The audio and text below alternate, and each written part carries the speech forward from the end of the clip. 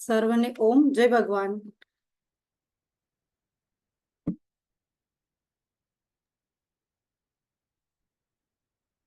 આજના સંસ્કાર કેન્દ્રમાં આપ સર્વનું હાર્દિક સ્વાગત છે. સૂક્ષ્મ સત્તા સ્વરૂપે બિરાજમાન ગુરુ ભગવાનોને પ્રણામ કરતા આપણા સંસ્કાર કેન્દ્રને પ્રાર્થના સાથે પ્રારંભ કરીએ છીએ. ઓ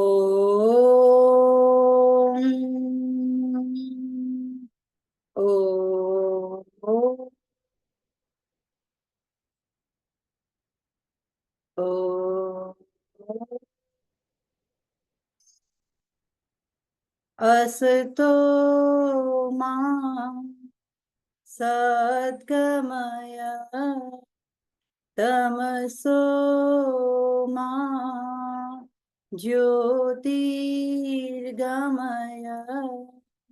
મૃત્યુર્મા અમૃતમ ગમય.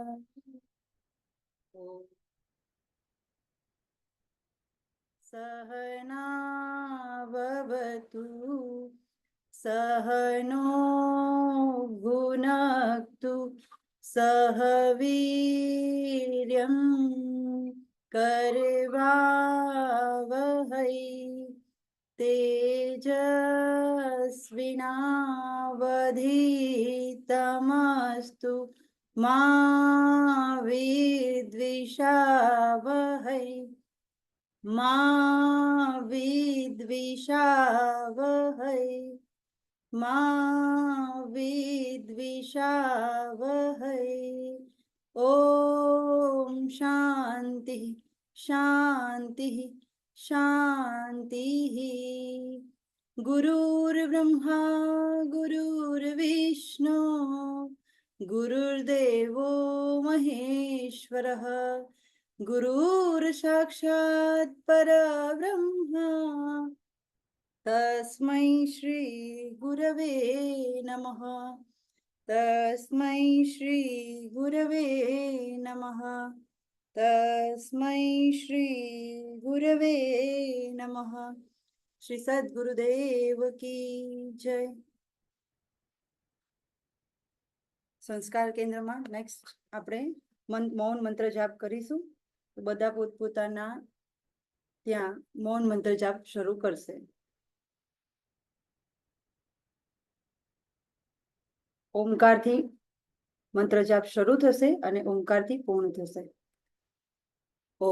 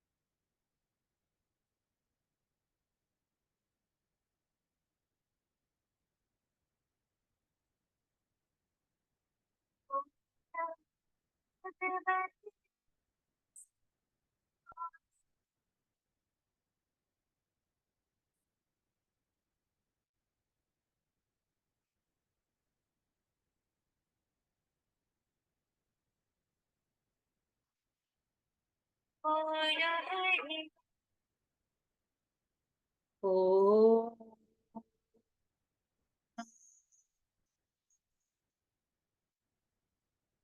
જય ભગવાન. આગળ આપણે આપણા શાસ્ત્રનું વાંચન ચાલુ હતું, તો આપણે એને જ્યાંથી અધૂરું છે ત્યાંથી કન્ટિન્યુ કરીશું. મીતાબેન, પોસિબલ હોય તો જયશ્રીબેનને એક ફોન કે મેસેજ કરી દેજો, જોડાઈ જાય. કદાચ મેસેજ એમણે જોયો નથી. ઓકે, જયશ્રીબેન. જય ભગવાન. મીનાક્ષીબેન. જય ભગવાન. મીનાબેન, મંજુલાબેન, નિર્મલાબેન, નૈનાબેન, મીતાબેન, બધાને જય ભગવાન. જય ભગવાન દીદી. જય ભગવાન. આપણે શાસ્ત્રનું વાંચન આગળ ચાલુ કરીશું. જય ભગવાન. જય ભગવાન દીદી.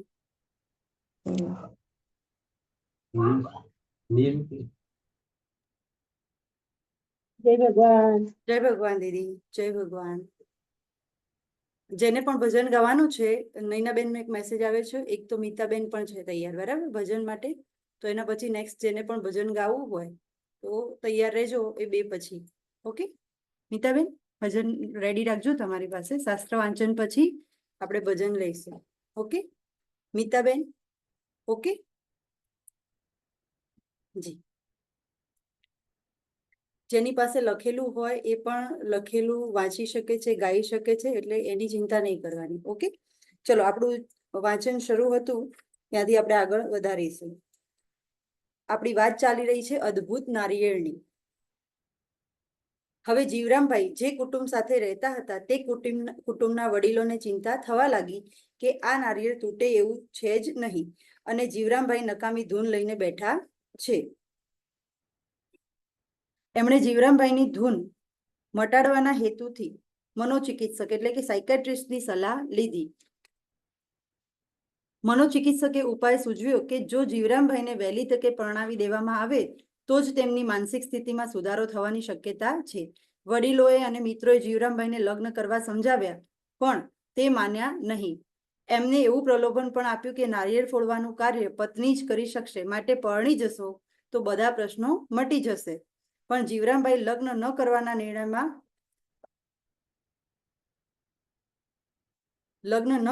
નિર્ણયમાં નારિયેળ જેટલા જ કડક રહ્યા. જરાય મચક ન આપી. તેમણે પત્નીને વળગવા કરતા નારિયેળને જ વળગી રહેવાનું પસંદ કર્યું.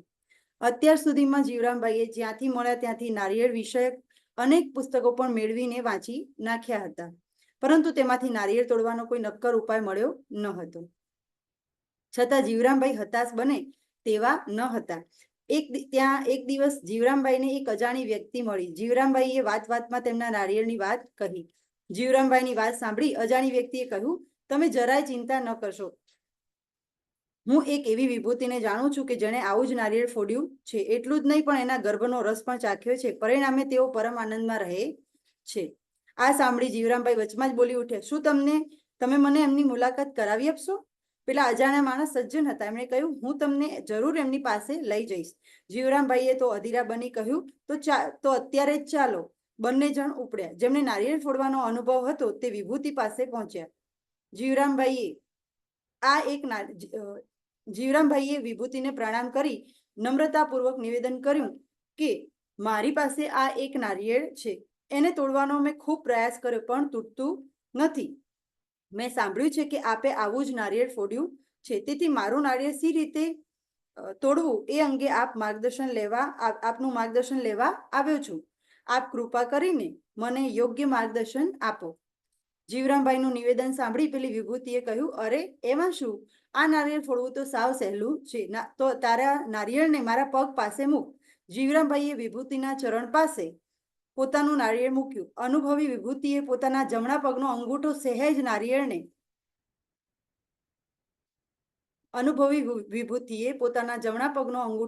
નારિયેળને અડાડી દીધો. ત્યાં જ ફટ કરતું નારિયેળ ફૂટ્યું. નારિયેળ ફૂટી ગયું એટલે વિભૂતિએ જીવરામભાઈને કહ્યું, લે હવે ગર્ભ પણ ચાખી લે. મેં એવો ગર્ભરસ ચાખ્યો છે, હવે તું પણ ચાખી જો. સાનંદ આશ્ચર્યમાં ગરકાવ થયેલા જીવરામભાઈ મૂંગા તેમના નારિયેળનો ગર્ભ ચાટવા લાગ્યા અને ઉત્તમ આનંદ અનુભવવા લાગ્યા. અહીં જીવરામભાઈનું સ્વપ્ન પણ પૂરું થઈ ગયું. થઈ શકે તો વિડીયો ઓન કરો. જુઓ, અહીંયા અદ્ભુત નારિયેળની વાત હતી. કેટલાય લોકો પાસે ગયા, અલગ અલગ વિભૂતિઓ પાસે, અલગ અલગ વ્યક્તિઓ પાસે ગયા પોતાનું નારિયેળ લઈ. બધાએ કેટલા અથાગ પ્રયત્નો કર્યા. એમણે પોતે પણ અથાગ પ્રયત્નો કર્યા, પણ એ નારિયેળ ફૂટ્યું નહીં.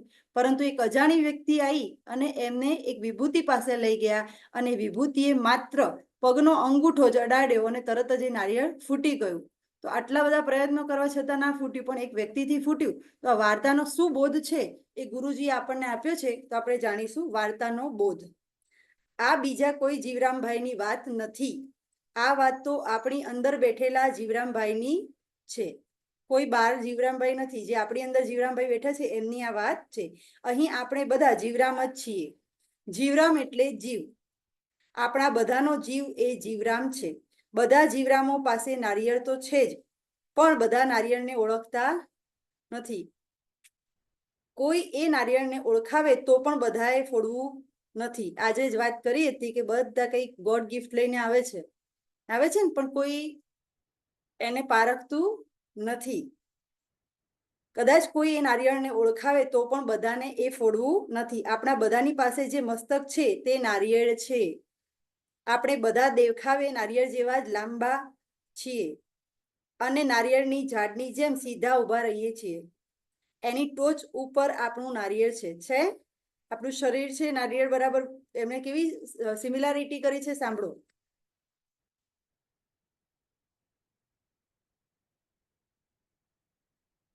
આપણા બધાની પાસે જે મસ્તક છે તે નારિયેળ છે.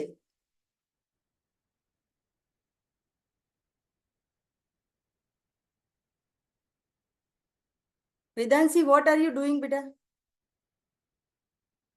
Vedanshi, don't touch the screen. Okay,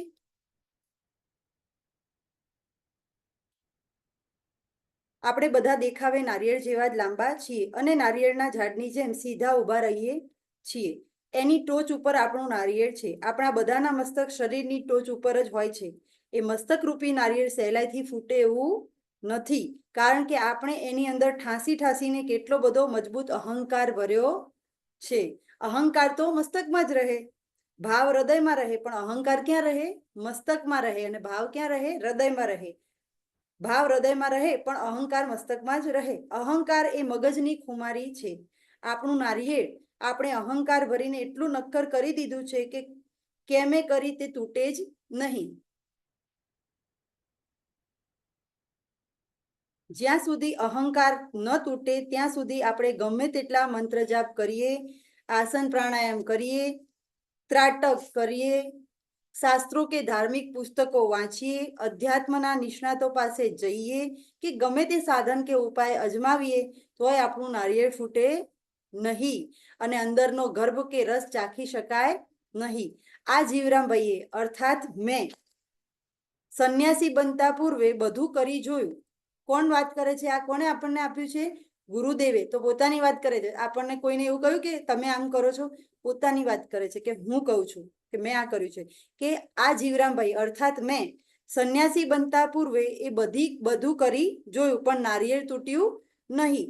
હું મારી રીતે મંત્ર જાપ કરી ચૂક્યો, ગ્રંથો વાંચીને તેમાં દર્શાવ્યા પ્રમાણે આસન પ્રાણાયામ પણ કરી ચૂક્યો, ધ્યાને કરી ચૂક્યો, ત્રાટક પણ કરી ચૂક્યો. એકે સાધન મેં છોડ્યું નથી. પણ એ બધી જહેમત પછી મને એમ સમજાયું કે સાલું આ વિચિત્ર નારિયેળ તૂટે એમ લાગતું નથી. બસ એટલું સમજાયા પછી ભગવાને કૃપા કરી અને એક અજાણ્યા ભાઈને મારી પાસે મોકલ્યા. એમનું નામ રતિભાઈ સુથાર. એમણે મને કહ્યું કે હું એક મહાન વિભૂતિને જાણું છું, જેમણે આવું નારિયેળ તોડ્યું છે અને ચાખ્યું પણ છે. ચાલો હું તમને એમની પાસે લઈ જાઉં. હવે એમને કહ્યું ને કે મેં સંન્યાસી બનતા પૂર્વે મેં પણ બધા પ્રયત્નો કરે છે, એમ આપણે બધા પણ આ બધું કરીએ જ છીએ ને.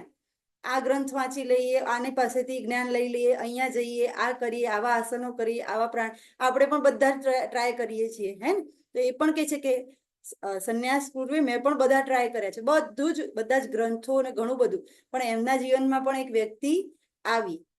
એ વ્યક્તિનું નામ હતું રતિભાઈ સુથાર. નાના બાળકોના જ્યારે ક્વેશ્ચન્સ થશે ને એટલે હું પૂછીશ, હે ને, બાળ સંસ્કાર કેન્દ્રમાં. મોટાને પણ પૂછીશ, ચિંતા નહીં કરો, પણ નાનાને પણ આપણે ધ્યાન આપીશું, હે ને. તો હું પૂછીશ ગુરુજીને કયા વ્યક્તિ મળ્યા હતા. ઓકે, તો એમને એક વિભૂતિ પાસે લઈ ગયા. તો વિભૂતિ એટલે કોણ? ગુરુદેવના ગુરુદેવ એટલે કે સ્વામી કૃપાલવાનંદજી પાસે લઈ ગયા. પછી શું થયું આપણે જોઈએ. એમનું નામ રતિભાઈ સુથાર. એમણે મને કહ્યું કે હું એક મહાન વિભૂતિને જાણું છું, જેમણે આવું નારિયેળ તોડ્યું છે અને ચાખ્યું પણ છે. ચાલો હું તમને એમની પાસે લઈ જાઉં. મેં કહ્યું ચાલો ભાઈ, એવું હોય તો પછી જરાય મોડું ન કરવું જોઈએ. એટલે એ મને ગુરુજી સ્વામી કૃપાલવાનંદજી પાસે લઈ ગયા. ગુરુજીએ મને પૂછ્યું કે તારે આ નારિયેળ જ તોડવું છે ને? એટલી જ વાત છે ને? તો એને મૂક મારા પગમાં. તારો અહંકાર ત્યજીને મારા ચરણમાં સમર્પિત થઈ જા, એટલે તારું કામ થઈ જશે. મેં એમ કર્યું. ગુરુજીએ કૃપા કરીને નારિયેળ તોડવાની યુક્તિ બતાવી. નારિયેળ તોડવાની આ ચાવી ગુપ્ત હોય છે. વારે વારે આપણે આ શબ્દ વાપરીએ છીએ જ્યારે યોગ અભ્યાસ કરીએ છીએ. તો યોગ શું છે? એક રહસ્યમય વિદ્યા છે, બ્રહ્મ વિદ્યા છે, અધ્યાત્મ વિદ્યા છે. એ બધા માટે હોતી નથી. સાચો યોગ છે એ અમુક લોકો માટે જ હોય છે, જેને કે સાધના કરવી હોય છે, એના માટે છે. બાકી આખી જગત આસનો કરે છે, પ્રાણાયામ કરે છે ને. એમ સર્કસના લોકોને પણ તમે જોયા હશે, એ લોકો તો આપણા કરતા પણ બેસ્ટ આસનો કરે છે. એમની ફ્લેક્સિબિલિટી કેટલી હોય છે. તો એ આધ્યાત્મિક માર્ગ ઉપર જઈ શકે છે? નથી જઈ શકતા ને. એ ખાલી સર્કસના દાવ જ કરી શકે. તો કોઈ વ્યક્તિ બહુ સારા આસનો કરતું હોય તો આપણને કેવું થાય કે ઓહ, આનું કેટલું સરસ થાય છે, મારું કેવું થાય છે. તો આપણે સર્કસના ખેલાડી નથી. આપણે કોઈ સ્પર્ધા કરવા નીકળ્યા નથી. આપણે આપણા જીવનો, આ જીવરામભાઈનું કલ્યાણ કરવા આપણે નીકળ્યા છીએ કે નહીં? આપણે જગતની ચિંતા કરવાની છે કે કોઈકને હેલ્પફુલ થઈએ, કોઈને મદદરૂપ થઈએ, પણ સૌથી પહેલા આપણી આત્માનું આપણે કલ્યાણ કરવાનું છે. તો અહીંયા આગળ કે છે કે મેં એમ કર્યું. ગુરુજીએ કૃપા કરીને નારિયેળ તોડવાની યુક્તિ બતાવી. નારિયેળ તોડવાની આ ચાવી ગુપ્ત છે. આખરે એ યુક્તિ દ્વારા મારું નારિયેળ તૂટ્યું. આ વાર્તામાં બીજી એક વાત પણ સમાયેલી છે. ગુરુજી કહે છે કે આમાં આ તો એમને એમની વાત કરી, પણ એની અંદર હજી પણ બીજી એક વાત સમાયેલી છે કે આપણે આ નારિયેળનો અંદરનો ગર્ભ ચાટવાનો છે. આપણા મસ્તક રૂપી નારિયેળને ખેચરી મુદ્રા દ્વારા અંદરથી તોડીને જીભથી અમૃત રસરૂપી ગર્ભને ચાખવાનો છે. આ નારિયેળની વાર્તામાં અજર અમર થવાની વાત પણ છે. ખેચરી મુદ્રામાં જીભ બ્રહ્મરંધ્રમાં પહોંચીને મસ્તકમાં ઝરતા અમૃત રસનું દીર્ઘકાળ પર્યંત પાન કરે તો અજર અમર દિવ્ય શરીર પ્રાપ્ત કરી શકાય છે, તેમ યોગ શાસ્ત્ર કહે છે. યોગ શાસ્ત્રમાં શું કહ્યું છે કે તમારા શરીરની અંદર જ અમૃત છે, જે ઝરે છે અહીંયાથી, એનું જે પાન કરે છે એ દિવ્ય શરીરની પ્રાપ્તિ કરે છે. ઓકે, તો આપણને ખબર હોવી જોઈએ એના માટે કે ખેચરી મુદ્રા શું છે. તમારી જીભ છે ને, તમારું તાળું છે, તાલું, એને તોડી, જીભ વડે તોડવાની છે, એવી સાધના કરી તોડી અને એને બ્રહ્મરંધ્ર એટલે અહીંયા સુધી લાવવાની છે. ત્યાંથી જે અમૃત ઝરે છે એ અમૃતને તમારા જીવવા થકી તમારે ઉતારવાનું છે. ધેટ ઇઝ ખેચરી મુદ્રા. બરાબર, ત્યારે જ તમે દિવ્ય શરીરની પ્રાપ્તિ કરી શકો છો. અને આપણે એવી પરંપરામાં આજે બેઠા છીએ કે એના સંસ્કાર કેન્દ્રમાં બેઠા છીએ કે એવા સિદ્ધ યોગીઓ આપણી પરંપરામાં છે. જે પરંપરા સ્વયં ભગવાન શિવે શરૂ કરી એવી પરંપરા. એ પરંપરાની અંદર ભગવાન શિવે યોગા અવતાર લીધો છે. લકુલિશ દાદા એ યોગા અવતાર છે એમનો, ભગવાન શિવનો 28મો અવતાર. એ જ પરંપરામાં ભગવાન ખુદ સ્વામી કૃપાલવનંદજી એટલે કે બાપુજીને સિલેક્ટ કરે છે કે શિષ્ય બનાવે છે. એ જ પરંપરામાં ગુરુજીને એટલે કે સ્વામી રાજર્ષિ મુનિને ભગવાન શિવ પસંદ કરે છે ને. તો તમે વિચાર કરો, તમે બધા અને હું પણ, આપણે બધા જ આ પરંપરામાં છીએ. વિચાર કરો, કોઈની ઈચ્છા વિના કોઈ અહીંયા આવતું નથી. તમને એવું થાય કે તમે તમારી ઈચ્છાથી આવે છે, તમારી ઈચ્છા નથી, એ ભગવાનની ઈચ્છા છે. એટલે આપણે બધા અત્યારે બેસી અને આ સત્સંગ કરી રહ્યા છીએ. તો એટલું સમજવાનું કે આ કળિયુગમાં જન્મ લીધો છે અને તેમ છતાં જો ભગવાનના પાર્ષદો આપણે બનીએ તો એનાથી મોટું કોઈ સૌભાગ્ય હોય નહીં. આખી દુનિયાને કામ છે, તમારે છે, મારે છે, આપણે બધાને છે. તેમ છતાં આપણે આપણો 1 કલાક સત્સંગમાં કાઢવો એ આપણા માટે જ આપણું જમા પાસું છે. હે ને, બધા બહેનો છીએ હાલ તો મોસ્ટલી, તો બધાને સૌથી વધારે કામ કોને હોય? બહેનોને હોય. તેમ છતાં આપણે આ ગમે તે જગ્યાએ ફરતા હશું, હરતા હશું, કંઈક કરતા હશું, તેમ છતાં સાંભળી પણ રહ્યા છે વિડીયો બંધ રાખીને. તો એ પણ બહુ મોટી ઉપલબ્ધિ છે. ગમે તે કરતા હોય પણ કાનની અંદર આ શબ્દો પડવા, સત્સંગ કરવો એ બહુ મોટી ઉપલબ્ધિ છે. તો આપણને જ્યારે મળે ત્યારે આ સત્સંગ કરવો. આપણે ભલે ખેચરી મુદ્રા નથી કરી શકતા, આપણે બહુ મોટી સાધના નથી કરી શકતા, પણ 1 કલાક સત્સંગ કરી અને આપણું આધ્યાત્મિક ભાથું તો ભેગું કરી શકીએ ને. હે ને. અને આવી પરંપરા થકી આપણને સરસ સંસ્કાર કેન્દ્ર પણ મળ્યું છે. તો તમે જોડાઓ, તમારી સાથે નાના બાળકો પણ જોડાય. તો આ બધાને આટલો સરસ લાભ મળવો એ નાની સૂની વાત નથી. તો ગુરુજી અહીંયા શું કહેવા માંગે છે કે મસ્તકમાં અહંકાર છે અને હૃદયમાં ભાવ છે. આપણા બધાના હૃદયમાં ભાવ છે ત્યારે આપણે અહીંયા બેઠા છીએ. પણ ક્યાંક આપણા જીવનની અંદર કોઈ ક્ષણ આવે તો ક્ષણિક પણ એક અહંકાર આવે તો ભગવાનને પ્રાર્થના કરવાની કે હે ભગવાન, મારી અંદર ક્યારે અહંકાર આવે નહીં. આવે તો એ અહંકારનો નાશ તમે જ કરી નાખજો. હે ને. આપણે છેલ્લે અન્યાશ્રય ગાઈએ છીએ, એમાં આવશે હમણાં આપણે ગાઈશું એટલે હું તમને રિમાઇન્ડ કરીશ કે જુઓ, હા, ક્યારેક આપણે અહંકારમાં આવી જઈએ તો શું થાય છે. તો એ વખતે જ આપણે કહીએ છીએ કે તમારું નામ જ મને સ્મરણ થાય. ચલો, તો અહીંયા આપણું આજે અદ્ભુત નારિયેળની વાત હતી એ આપણે બધાએ જાણી લીધી. અને આ અદ્ભુત નારિયેળની અંદરનો જે ગર્ભ છે એટલે કે ખેચરી મુદ્રા દ્વારા અમૃત રસનો પાન કરવો એ આપણે બધાએ કરવા પ્રયત્ન કરવો. ક્યાં આ જન્મે, ક્યાં કોઈ એક જન્મે આપણે ચોક્કસ ત્યાં પહોંચીશું. ચલો, હવે બીજું વાંચન શરૂ કરીશું કે ભજનો શરૂ કરવું છે? આપ જણાવો કોઈ એક અનમ્યુટ થઈને.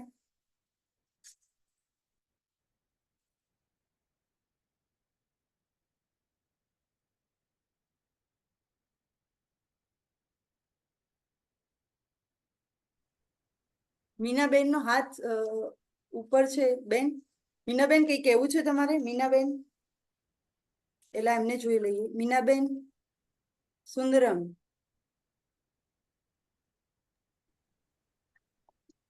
દીદી જય ભગવાન. જય ભગવાન. બોલો બોલો પ્રભુ. બહુ સરસ છે બેન, કરો છો સત્સંગ જોરદાર છે. જી ખૂબ ખૂબ આભાર. એના બદલ આપનું બોલો. આપનો ખૂબ ખૂબ આભાર કે જે તમે આવું વિડીયોના માધ્યમથી લોકોને માહિતી આટલી સરસ પહોંચાડો છો અને લોકો તમારાથી પ્રેરિત થાય છે. બહુ સરસ છે, દી બહુ સરસ, ગુરુજી બહુ કરાવી સરસ રહ્યા મેડમ. છે ને આપણે બધા જ કરી રહ્યા. હું નથી કરતી કઈ, તમે બધા છો એટલે આપણે કરી રહ્યા છીએ. અને ગુરુજી એ આપણને તમારી એ બેન, દીદી એ તમારી મોટાઈ છે. તમારું જે અંદર કોઈ અહંકાર નથી એ તમે બોલો છો. બધું પણ ભગવાન બાકી કરાવે છે. કોઈના દ્વારા કોઈ ભગવાન કરાવે છે, પણ મેઇન વસ્તુ તો તમે છો બેન. ભગવાન તો છે જ મેઇન, પણ એને કોના થકી કરવું એ બહુ મહત્વનું છે બેન. સાચી વાત છે. પણ હું તો એ માણસ ચોક્કસ આ તમને શ્રેય મોકલે. તમને બધાને જ આપીશ. કારણ કે આ બધી મારી બહેનો ના હોય તો હું કોને સંભળાવું? આ બાળક છે ને જોડે, એ બાળક તો લગભગ બહુ ટાઈમથી મને સાંભળે છે. બીજી બધી દીકરીઓ પણ છે, કદાચ મેસેજ નથી જોયો એટલે નથી જોડાયા, પણ એ બધા તો મને બહુ સાંભળે છે. તમે બધા હવે આયા છો તો બસ આપણે ધીરે ધીરે ધીરે ધીરે કરતા આપણી બધી જ બહેનો આની અંદર જોડાય અને ખરેખર એમને પણ આ માર્ગ શું છે એ પણ જાણવા મળે. આપણે એવો પ્રયાસ કંઈક કરતા નવું. રહીએ. સરસ ખૂબ આભાર. સરસ દીદી, સરસ સરસ. ચલો હા, જયશ્રીબેન, એ કેમ આગળ આપ કહેશો મને કે શું કરવું છે? આગળ બીજું વાંચન શરૂ કરું? હા, બીજું વાંચન શરૂ કરો. ઓકે. એક બીજું આપણી ગુરુ પરંપરા છે, કારણ કે એનું વાંચન તો ખૂબ આગળ જશે, બરાબર? તો જો એ શરૂ કરીશું તો પછી એને આખી કન્ટિન્યુ કરીશું. તો આપ જે કહેવો એ પ્રમાણે આપણે શરૂ કરીએ. મારી ગુરુ પરંપરાનું વાંચન શરૂ કરી દેવું છે. આજે ગુરુવાર છે. હા કઈ. ઓકે, હા હા, ઠીક છે. કરી દો. ચલો. શ્રી સદગુરુદેવ કી જય. ઓકે, પછી આપણે જય. નેક્સ્ટ ભજન લઈએ, બરાબર છે? તો ભજનમાં પહેલા નૈનાબેન હતા ને, એમનો મેસેજ હતો. નૈનાબેન, પછી મીતાબેન છે, પછી કોણ ગાવાનું છે તો તૈયાર રહેજો. અને વેદાંશી દીદી, મંત્ર બોલવો હોય તો બેટા તમે પણ તૈયાર રહેજો. મારી ગુરુ પરંપરા સ્વામી રાજર્ષિ મુનિ દ્વારા લખાયેલી છે. અને જેમ શ્રીમદ ભગવદ્ ગીતા છે, એ શ્રીમદ ભગવદ્ ગીતાની અંદર કહેવામાં આવ્યું છે કે આ જે છે બધા માટે નથી, આ ગુપ્ત રાખવાની રહસ્યની વાત છે, બરાબર છે? બ્રહ્મ વિદ્યા છે, બધા માટે નથી. એમ લકુલીશ દાદાએ પણ કહ્યું છે કે આ જે પરિવાર છે, આ પરંપરા છે, એ એક સીમિત, જે એનું અધિકારી હશે એ એમાં આવશે. પણ ગુરુજીએ પછી આજ્ઞા લઈ અને જે પણ આપણા પરિવારનું છે એના વિશે એમને લખ્યું છે કે જે પરિવારમાં આવ્યા છે એ પણ એના વિશે જાણે. તો ચલો, મારી ગુરુ પરંપરાનું વાંચન આપણે પ્રારંભ કરીશું. 10 મિનિટ બાકી છે. લિંક પતી જશે તો બીજી લિંક પણ બધાને મળી જશે, તો ઝડપથી બધા જોડાઈ જજો. ઠીક છે?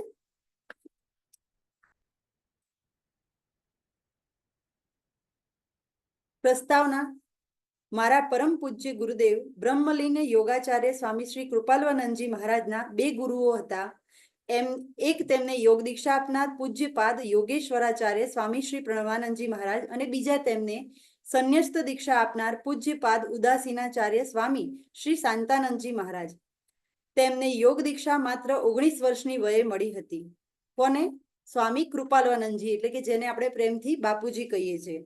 જ્યારે સંન્યસ્ત દીક્ષા 19 વર્ષની વયે પ્રાપ્ત થઈ હતી. સંન્યસ્ત દીક્ષા મળ્યા પછી 15 વર્ષ પર્યંત તેઓ પરિવ્રાજક તરીકે ભ્રમણ કરતા રહી લોકોને ગીતા પ્રવચનો દ્વારા સત્સંગ કરાવતા રહ્યા હતા. તે દરમિયાન તેઓ પૂજ્યપાદ શ્રી શાંતાનંદજી મહારાજ વિશે અનેક પ્રસંગો કહેતા. એટલું જ નહીં, પછીથી મૌન વ્રત ધારણ કર્યા બાદ તેમના કેટલાક પાવન જીવન પ્રસંગો લખીને પણ જણાવતા. તેમણે 12 વર્ષ સુધી મૌન વ્રત ધારણ કર્યું હતું શરૂઆતમાં. એટલું જ નહીં, પછીથી મૌન વ્રત ધારણ કર્યા બાદ તેમના કેટલાક પાવક જીવન પ્રસંગો લખીને પણ જણાવતા. પરંતુ પૂજ્યપાદ શ્રી પ્રણવાનંદજી મહારાજ વિશે ભાગ્યે જ તેઓ કોઈને કંઈ કહેતા. બધાને બધું કહેતા નહોતા. એટલે કે લોકોને શ્રી પ્રણવાનંદજીના ચરિતામૃતનો સ્વલ્પ આસ્વાદ પણ મળ્યો ન હતો. જો કે મારા પૂજ્ય ગુરુદેવ શ્રી કૃપાલવાનંદજી મહારાજને પૂજ્યપાદ દાદા ગુરુદેવ શ્રી પ્રણવાનંદજી મહારાજ સાથે મુંબઈમાં 1.25 વર્ષ પર્યંત રહેવાનું સદભાગ્ય પ્રાપ્ત થયું હતું. અને તે દરમિયાન અનેક અદ્ભુત પ્રસંગોના તેઓ સાક્ષી બન્યા હતા. પરંતુ લગભગ 40 વર્ષ પર્યંત તેમણે એ અંગે મૌન જ સેવ્યું હતું. આનું કારણ એ હતું કે શ્રી દાદા ગુરુદેવ તેમને આજ્ઞા કરી હતી કે જ્યાં સુધી તારી નિર્ભીત સમાધિ સિદ્ધ ન થાય ત્યાં સુધી મારું જીવન ચરિત્ર ન લખીશ. છતાં આ આદેશ સાથે એક છૂટ પણ આપી હતી કે તારા એકાદ પ્રિય શિષ્યને એ વિશે એકાંતમાં બેસાડીને કહેજે. તદ અનુસાર ગુરુદેવ શ્રી કૃપાલાનંદજી ઉર્ફે બાપુજી પાસેથી મને પૂજ્ય પ્રણવાનંદજી ઉર્ફે દાદાજીના અદ્ભુત જીવન પ્રસંગોનો ખજાનો પ્રાપ્ત થયો. બાપુજી ક્યારેક મને એકાંતમાં બેસાડી મારા સમક્ષ યોગ ગ્રંથોના નિગૂઢ રહસ્યોનું ઉદ્ઘાટન કરતા, તો ક્યારેક વળી દાદાજીના અદ્ભુત ચરિતામૃતનો આસ્વાદ ચખાડીને મને આનંદ વિભોર કરી દેતા. હું સમજી શકતો હતો કે જેમ દાદાજી બાપુજીને વાત્સલ્ય ભાવે લાડ લડાવતા હતા, તેમ બાપુજી પણ મને એવા જ ભાવથી લાડ લડાવતા હતા.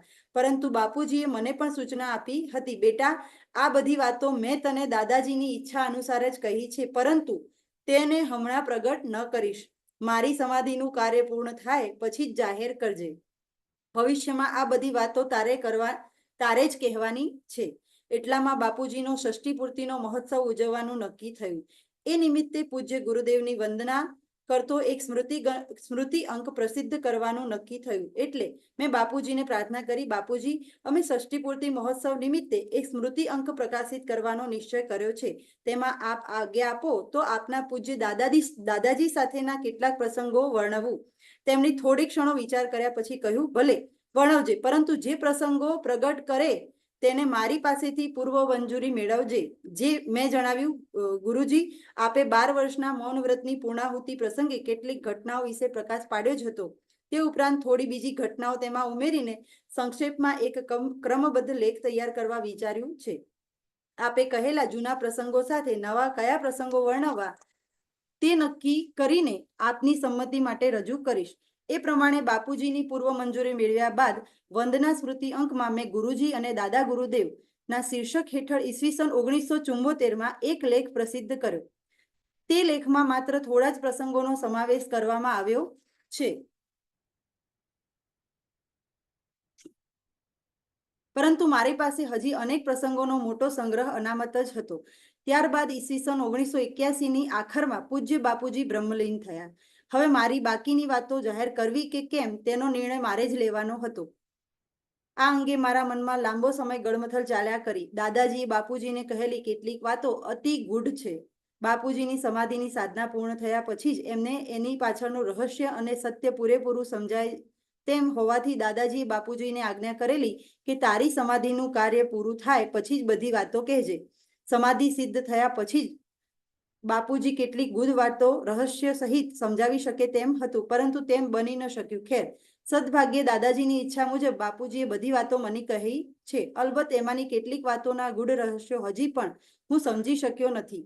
મેં વિચાર્યું કે થોડીક અત્યંત રહસ્યયુક્ત વાતોને બાદ કરીને જેટલા સરળ પ્રસંગો છે તે જાહેર કરવામાં શી હરકત. વળી વિચાર્યું કે આ બધી અમૂલ્ય વાતોનો ખજાનો હું માત્ર મારા મનમાં જ વર્ષો સુધી ભંડારીને બેઠો રહું તે પણ ઠીક નથી. કદાચ જો અચાનક દેહ છૂટી જાય તો એ વાતોનો અમૂલ્ય ખજાનો કોઈના ઉપયોગમાં ન આવતા મારી સાથે જ ચાલ્યો જશે. આમ 2 વર્ષ સુધી મનોમંથન કર્યા બાદ મેં નિર્ણય કર્યો કે બાપુજીના પ્રત્યેક નિર્વાણ દિન પ્રસંગે થોડું થોડું ગુરુચરિતામૃત ગુરુબંધુઓ અને ભગિનીઓ સમક્ષ પીરસીને મારી રસનાને પવિત્ર બનાવવાની અને ગુરુ પરંપરાનું સ્મરણ કરાવવું. એ રીતે ઈસવીસન 1983થી 1988 સુધીમાં 6 નિર્વાણ દિન નિમિત્તે મેં પ્રવચનો દ્વારા દાદાજી અને બાપુજી વચ્ચે થયેલા અનેક પાવક પ્રસંગો કહી સંભળાવ્યા. એ બધા પ્રવચનો પણ અક્ષરશઃ શ્રી કાયાવરોહણ તીર્થ સેવા સમાજ તરફથી પ્રગટ થતા ત્રિમાસિક ઉર્જામાં ક્રમશઃ છપાતા રહ્યા. આમ 2 મહાપુરુષો વચ્ચે બનેલી અનેક રસપ્રદ ઘટનાઓ પ્રસિદ્ધ થઈ ચૂકી છે. એવામાં એક દિવસ ઉર્જા ત્રિમાસિકના માનદ સંપાદક શ્રી હરેન્દ્રભાઈ ભટ્ટે મારી સમક્ષ એક પ્રસ્તાવ રજૂ કર્યો. મુનિજી, આપે કહેલી દાદાજી અને બાપુજીની વાતો અતિશય રસપ્રદ છે. હાલ તે બધી માહિતી છૂટાછવાયા અંકોમાં છે. વળી બધી વાતો તવારીખ પ્રમાણે ક્રમબદ્ધ ગોઠવાયેલી નથી. આપ જો સંમતિ આપો તો હું તેને ક્રમબદ્ધ ગોઠવી તેનું એક પુસ્તક રૂપે સંકલન કરી આપું. એમનો ઉત્સાહ પણ લાજવાબ હતો. માત્ર 2-3 માસના ટૂંકા ગાળામાં તો તેમણે સમગ્ર માહિતીનું ક્રમબદ્ધ સંકલન કરીને મારી સમક્ષ તે રજૂ કર્યું. હું એ સાહિત્ય તપાસી ગયો. સંકલન તો સુંદર થયું હતું, છતાં તેમાં કોઈ જગ્યાએ કંઈક કડી ખૂટતી હતી. કારણ કે પ્રવચનો પુસ્તક પ્રગટ કરવાના આશયથી કરવામાં આવ્યા ન હતા. તેમાં જુદા જુદા પ્રસંગો જ કહેવામાં આવતા હતા. તેથી તે બધાને ક્રમબદ્ધ રીતે જોડનારી કડીઓની આવશ્યકતા જણાતી હતી. મેં શક્ય એટલી કડીઓ ઉમેરી દીધી, જેથી વાચક સમગ્ર પુસ્તકની સળંગ સૂત્રતા માણી શકે. વળી મને થયું કે પુસ્તકમાં બાપુજીનું પાત્ર મધ્ય સ્થાને છે, તેથી તેમના જીવનની શક્ય તેટલી માહિતીનો સમાવેશ થાય તો આ પુસ્તક લગભગ તેમના જીવન ચરિત્ર એટલે કે બાયોગ્રાફીની ગરજ સારે છે. આ હેતુથી તેમના પૂર્વાશ્રમની એટલે કે સંન્યસ્ત પૂર્વના જીવનની પણ થોડી માહિતી સંક્ષેપમાં આપી. દાદાજી બાપુજીને પ્રથમ 1931માં મળેલા, તે પછી 17 વર્ષ બાદ છેક ઈસવીસન 1948માં મળેલા. આ બાદ લાંબા ગાળા સમય બાદ ફરી થોડા ટૂંકા ગાળામાં ફરીને દર્શન આપેલા. આ તમામ મિલનો વચ્ચેના ગાળામાં શું બન્યું તે જાણવાની પણ વાચક ઉત્સુકતા સેવે તે સ્વાભાવિક છે, એટલે એ વિગતો પણ ઉમેરવાનું આવશ્યક જણાયું. તેમાં બાપુજીના સંન્યસ્ત દીક્ષા આપનાર ગુરુ પૂજ્યપાદ સ્વામી શ્રી શાંતાનંદજી મહારાજ સાથેના પ્રસંગો પણ સાંકળી લેવામાં આવ્યા. વળી બાપુજીના જીવનમાં અંતિમ 12 વર્ષ દરમિયાન હું પણ તેમની સાથે સંકળાયેલો રહ્યો, એટલે મારા બાપુજી સાથેના પ્રસંગોને પણ આ પુસ્તકમાં આવરી લેવામાં આવ્યા. આ રીતે આ પુસ્તક બાપુજીના જન્મથી શરૂ થઈ તેઓ બ્રહ્મલીન બન્યા ત્યાં સુધીની માહિતી પૂરી પાડે છે. છતાં બાપુજીની બહુમુખી પ્રતિભાના તમામ પાસાઓને આવરી શકાયા ન હોવાથી પુસ્તકને તેમનું જીવન ચરિત્ર કહેવાનું યોગ્ય નથી જણાયું. પરંતુ આ પુસ્તકમાં બાપુજીના તેમના બંને ગુરુઓ સાથેના તેમજ મારા અને બાપુજી વચ્ચેના પ્રસંગોને આવરી લેવાયા હોવાથી તેને મારી ગુરુ